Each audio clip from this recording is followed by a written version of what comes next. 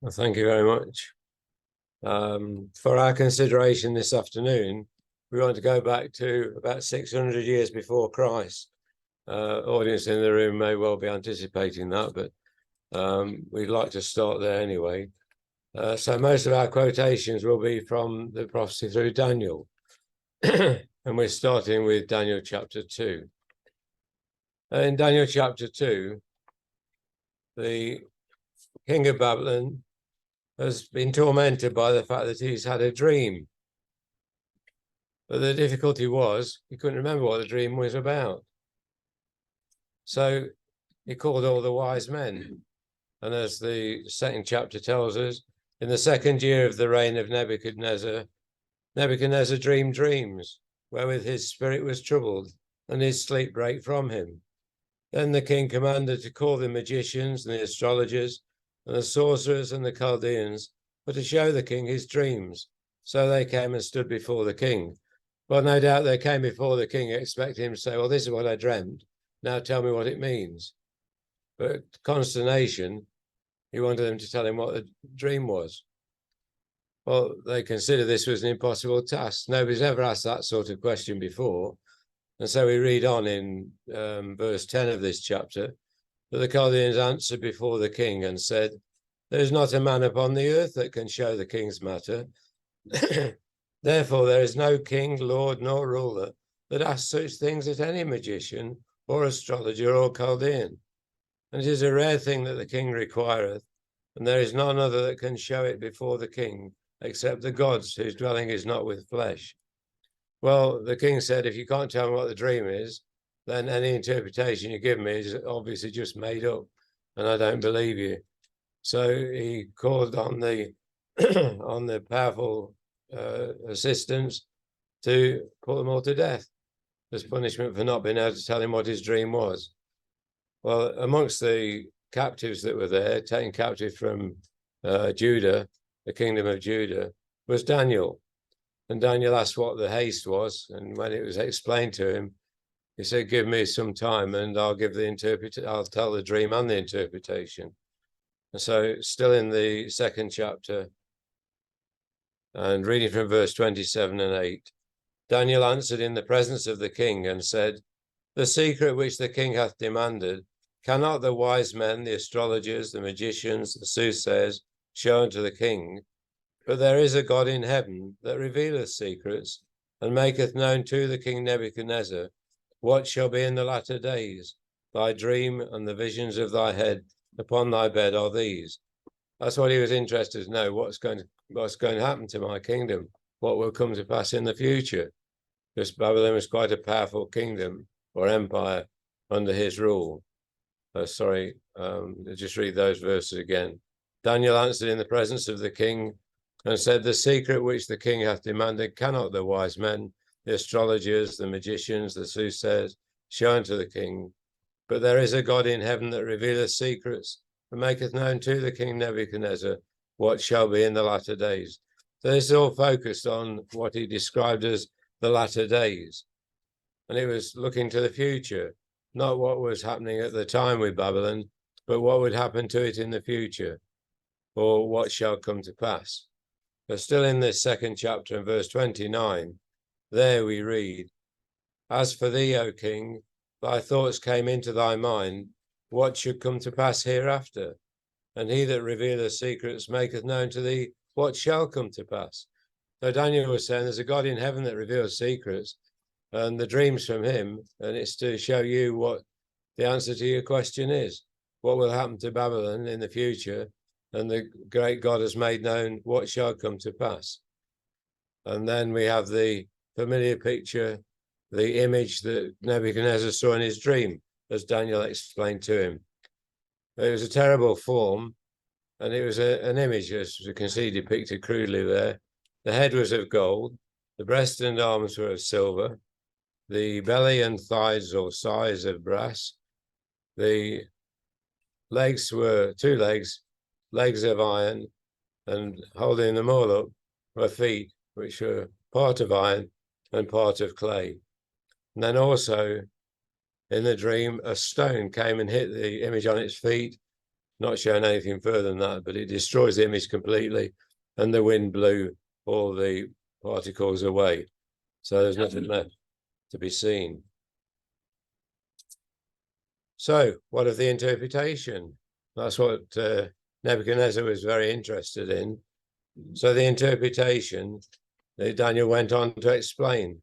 He said, "Thou art this head of gold." So that was representative of the Babylonian Empire, followed by another kingdom, which would be inferior to Babylon, a third kingdom of brass, a fourth kingdom, which was described as being diverse. It was strong as iron.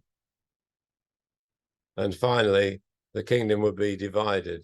So those are the sequence of events. We just want to make one thing very clear. The image in its totality is depicting what would happen in the latter days. So it's not following a sequence. It's actually saying this is what will happen in the latter days, but here are the component parts of what will exist in the latter days. So it's important to keep that in mind. So with regard to the head of gold, in Daniel chapter 2 and verse 37, Daniel speaks to the king,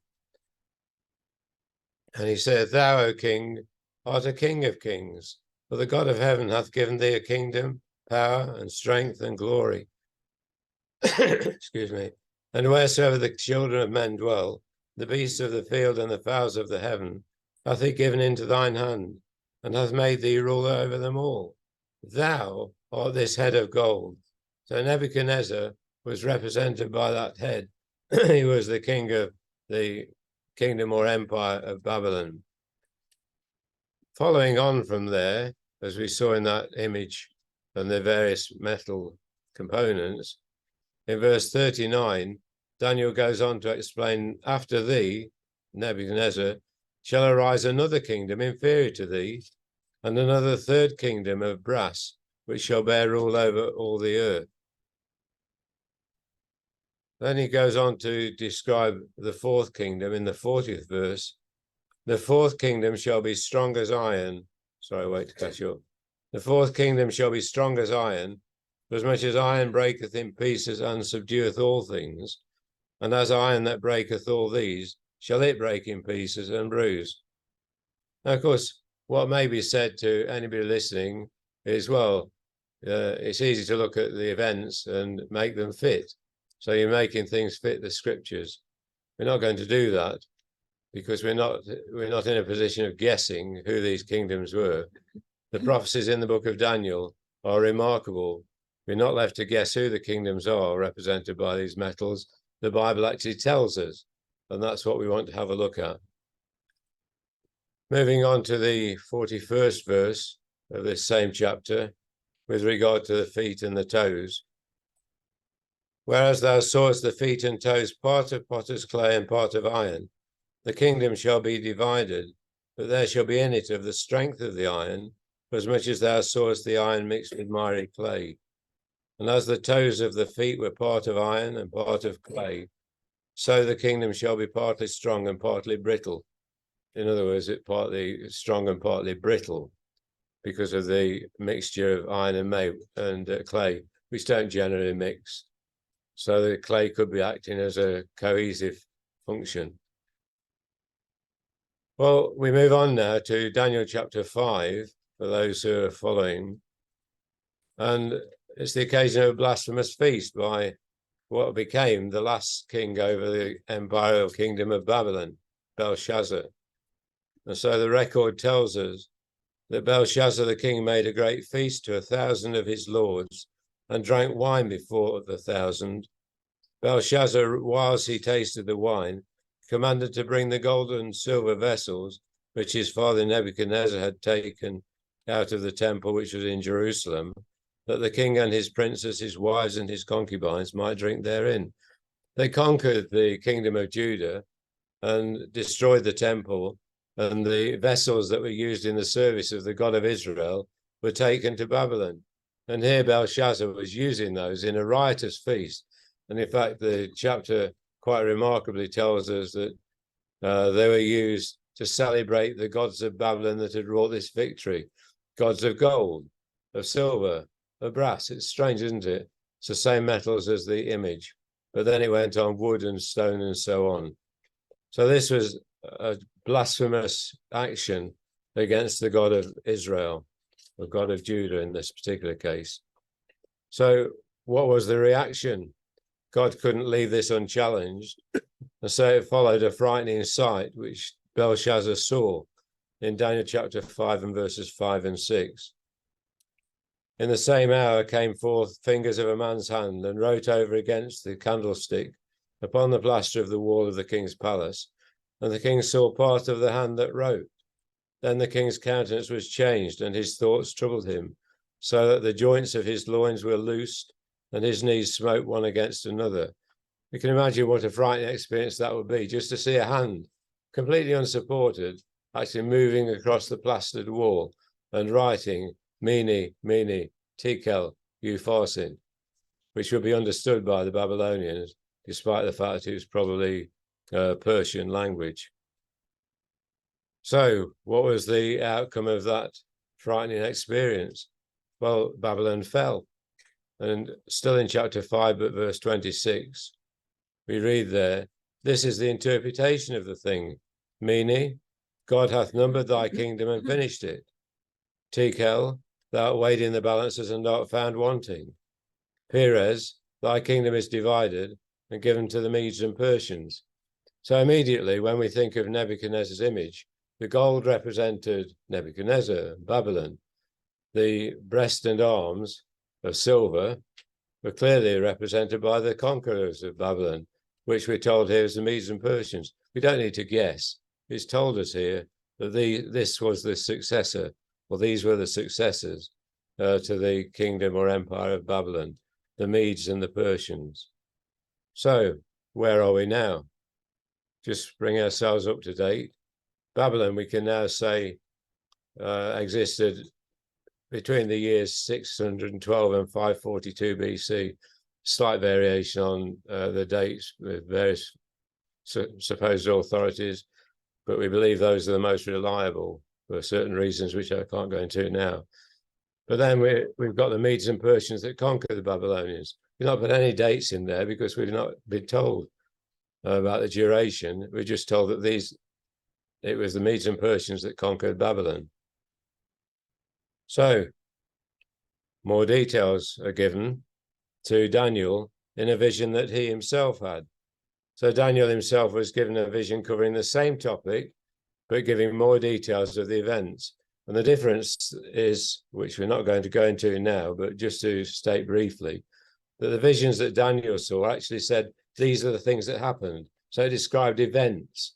It described the progression of things. Whereas Nebuchadnezzar's image was just saying, this is what it will be like in the latter days, but these are the component parts which make it up. So we're now looking at details of what happened.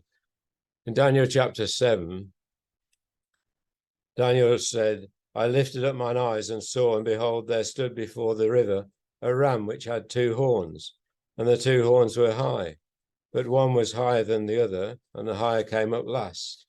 The ram which thou sawest having 2 horns are the kings of Media and Persia. So we're told who is represented by this vision, and it's quite significant, the fact that the ram had 2 horns, because when the conquest of Babylon took place, it was a joint effort between the Medes and the Persians. Darius the king, accompanied by Cyrus. Within 2 years, that became effectively a Persian kingdom under Cyrus the Great. So that the ram which saw us having 2 horns are the kings of Media and Persia, but the smaller horn came up last. It came up last, which was Cyrus that took control of the empire solely after 2 years.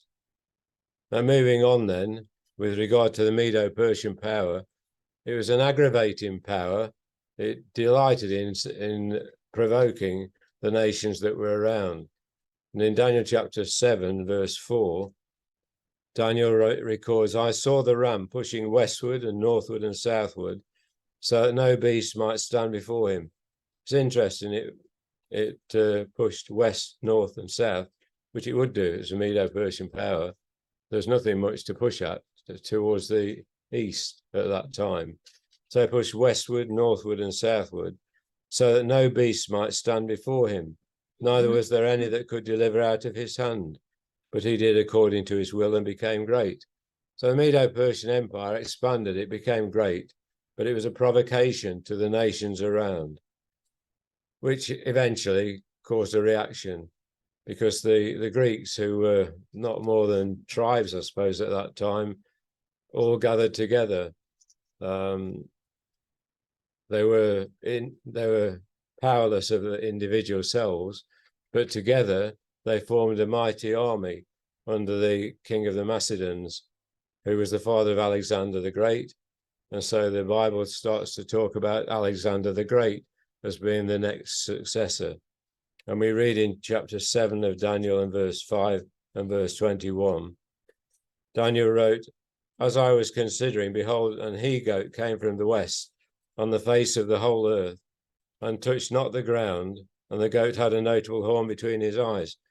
The symbolism is quite dramatic, because the he-goat came from the west, which you'd expect, because Medo-Persians came from the east. So this was a reaction to the invasions of the Persians against the Greek Isles. "As I was considering, behold, an he-goat came from the west on the face of the whole earth, touched not the ground," which gives an idea of the speed with which this he-goat approached the Medo-Persian king's armies. The rough goat is the king of Grecia, and the great horn that is between his eyes is the first king.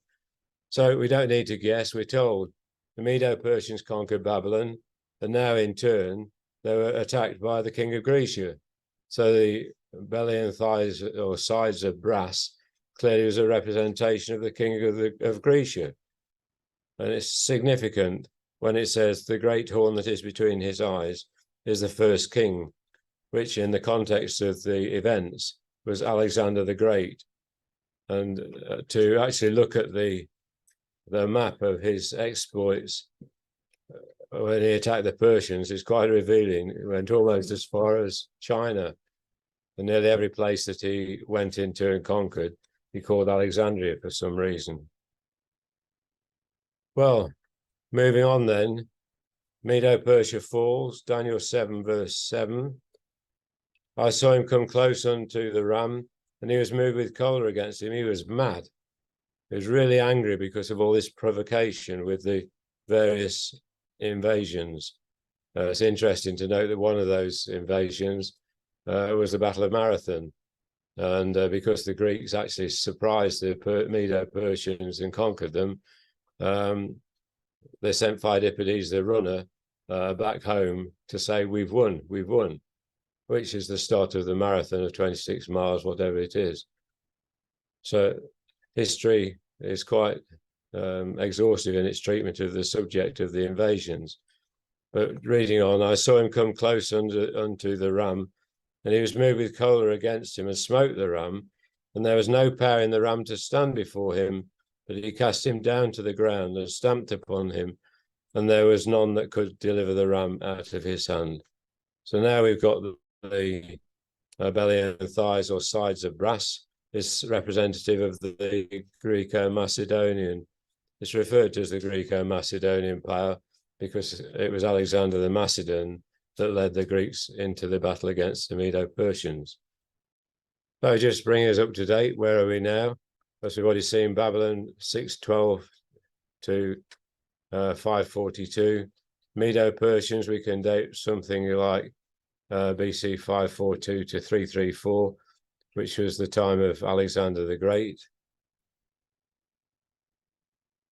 But then the Bible tells us a bit more detail about this third kingdom of brass, the Greco-Macedonian kingdom, because it said, when the Bible actually tells us in the book of Daniel, which is found in Daniel chapter 7 verse 6, but I'm not quoting the passage. It actually explains how that when Alexander died, then the kingdom was not passed on to a successor, but it was divided between his 4 generals. Nobody in his family could take the kingdom after him, so it was divided between his 4 generals. And in Daniel chapter 7, we have a pictorial representation in one of the visions that was seen by and interpreted by Daniel. So we've got the third kingdom, the Greco-Macedonian Empire ruled by Alexander the Great.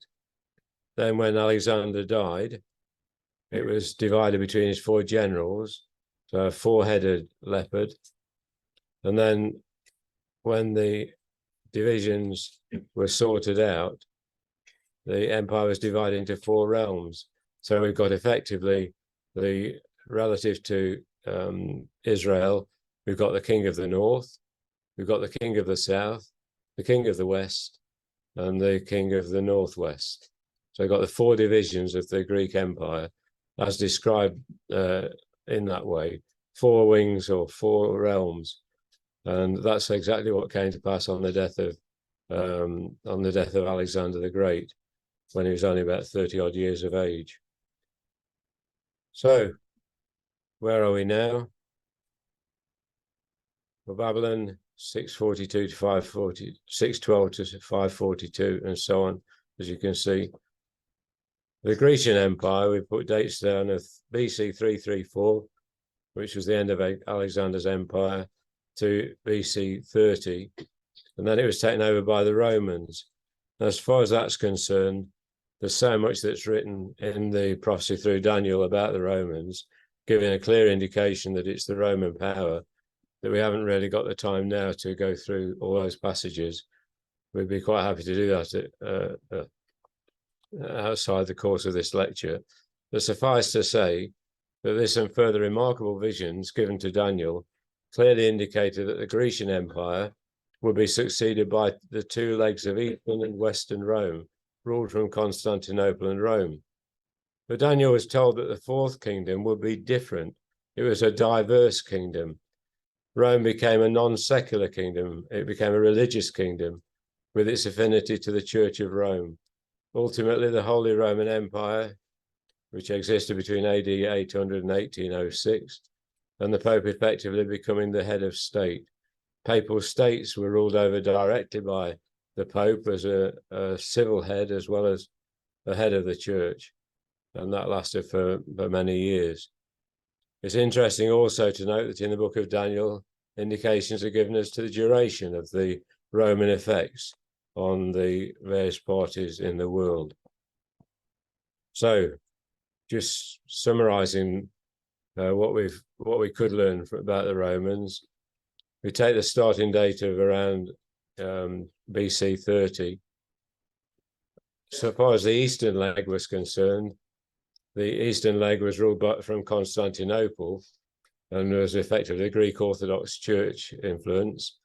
And that was conquered, Constantinople was conquered in 1453, whereas the Western Roman Empire or kingdom, under the papacy in particular, didn't end until 1868, when with the unification of Italy, the Pope lost all temporal power and was a prisoner of the Vatican, never to surface again as a civil head. So that's why there's the two dates there, the eastern leg and the western leg of the Roman Empire. I'd like to just stress one point with regard to the things that we've been considering, and that is that it's not various empires independent of one another. It's actually one empire or one kingdom described in the Bible as the kingdom of men, but it passes from ruler to ruler or nation to nation. But it's important to note that in reality, those empires indicated are really the same kingdom. It is merely the rulership over the kingdoms, the rulership over the kingdom that is transferred from one nation to another. And we'd like to illustrate that. This is what we find if we go into history books. So far as the Babylonian Empire is concerned, you may recognize that as Mediterranean in the center, roughly the center. That's the extent of the Babylonian Empire. Well, that was succeeded by the Medo-Persian Empire, as we've seen. And so what happened next was an expansion of the Babylonian Empire, and that is the Medo-Persian Empire, still ruling over the same territory, but largely increased. We then look at the Grecian Empire. Same thing happened again. It expanded even further, but this time towards the west as well. So there you've got the extent of the Grecian Empire.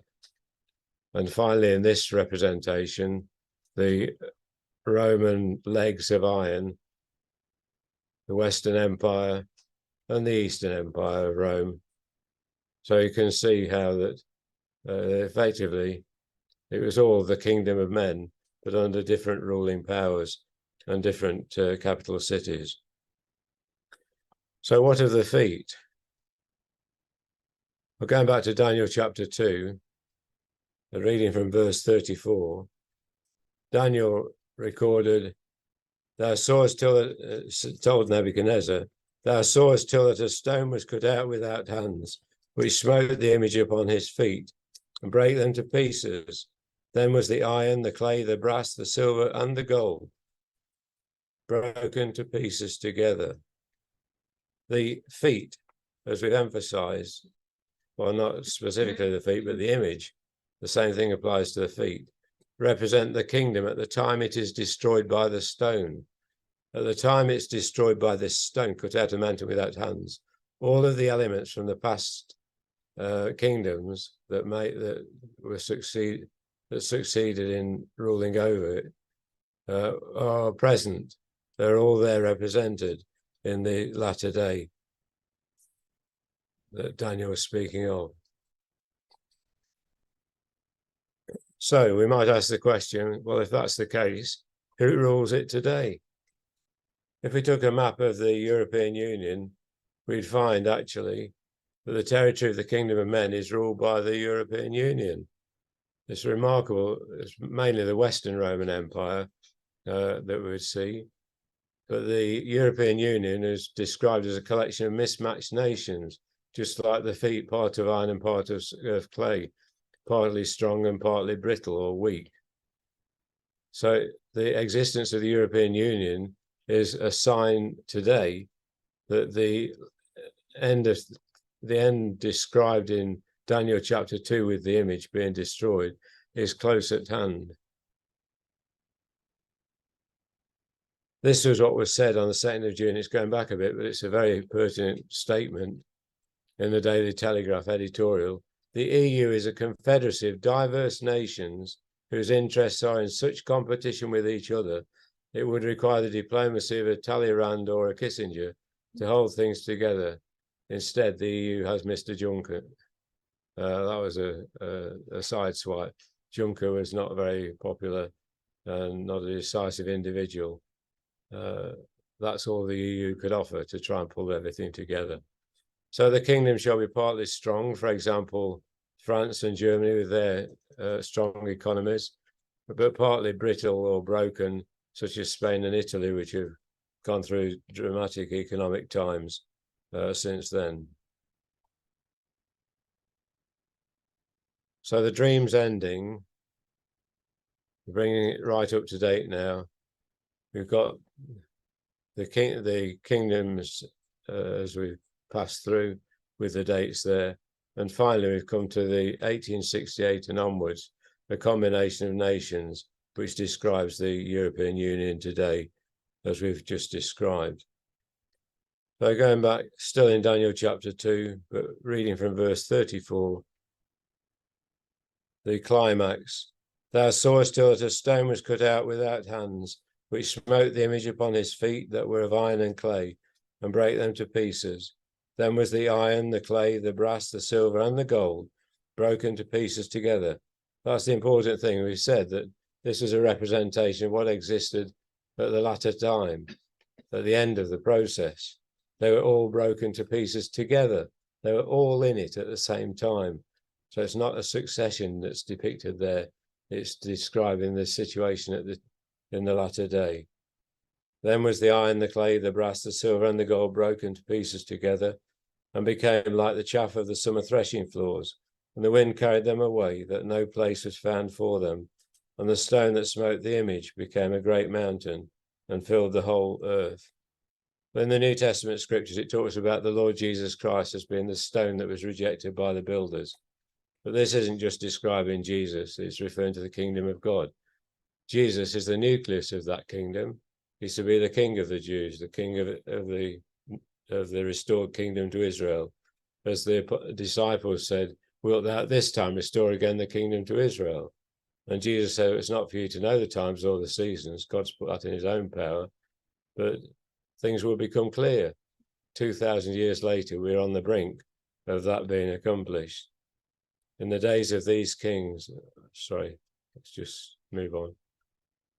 The stone triumphant is described in Daniel 2, verse 44. In the days of these kings shall the God of heaven set up a kingdom which shall never be destroyed, but it shall break in pieces and consume all these kingdoms, and it shall stand forever. So we see that the stone is actually that which breaks the image completely. It starts with Jesus Christ as the nucleus. Then when Jesus returns, he will collect together what the Bible describes as his saints, restore again the kingdom to Israel, so the stone is expanding, conquer the world, so the expansion has reached its limits, breaking pieces and consuming all these, and it stands forever. So the stone in the depiction that Nebuchadnezzar saw was the kingdom of God of heaven to be set up by his appointed king, who is the Lord Jesus Christ. Going to verse 20 of this second chapter, Daniel speaks about God, the God that has revealed all these things to him and that through him to Nebuchadnezzar. In chapter 2, verse 20, he says, God changeth the times and the seasons. He removeth kings and setteth up kings. But remarkably, we've seen the prophecy about Nebuchadnezzar's image and these various aspects of the kingdom, the head of gold, the breast and arms of silver, belly and thighs of brass, the 2 legs of iron, and then the feet part of iron and part of clay. It all happened in accordance with what God had declared through the prophet Daniel to Nebuchadnezzar, the king of Babylon. Clearly, God was the one that was changing the times and the seasons. It was God that was removing kings at the appointed time, and it was God that set up kings to replace them again at the appointed time. In Daniel chapter 4, another vision seen by Nebuchadnezzar, he summarized his experience by saying, this matter is to the intent that the living may know that the Most High ruleth in the kingdom of men and giveth it to whomsoever he will. Well, that's our subject, my dear friends, brothers and sisters. The Most High ruleth in the kingdom of men and giveth it to whomsoever he will. How could these things have been so beautifully depicted in the scriptures unless God was in control? Well, that's the message, that God is in control. So that which remains to be accomplished will be accomplished. And the scriptures describe how we can be part of that new world that will result. Thank you.